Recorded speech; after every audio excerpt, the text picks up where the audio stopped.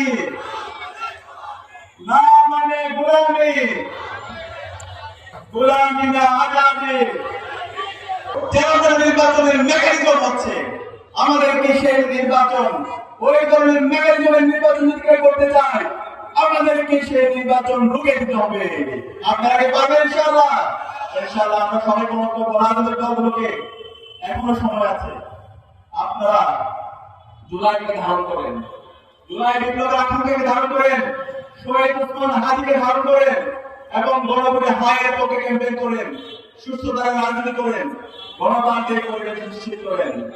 এই ধরনের রাজনীতি বিনির্মাণ হয়, এর মাধ্যমে যারাই বিজয় হয়ে আসবে, আমরা বাংলাদেশের ছাত্ররা, নাগরিকরা আপনাদের সাথে থাকবো।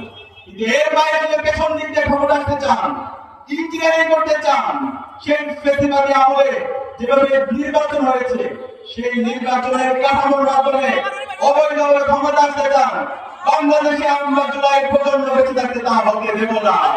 আবার যদি অবৈধ নির্বাচন হয়, যেহেতু নির্বাচন হয়, আবার জুলাই নেমে আসবে, আবার আমাদের উত্তর শরীরে নেমে আসবে, আবার শহীদ ওসমান হাদি উত্তর শরীরে নেমে আসবে ইনশাআল্লাহ। আমি সবাইকে অনুরোধ করবো, আমাদের সবাইকে সজাগ থাকতে হবে, আমাদের সজাগ থাকবে ইনশাআল্লাহ। এছাড়া আমরা সবাই একসাথে চলন দিব, না রে থাকবে, না রে থাকবে, দিল্লি না ঢাকা,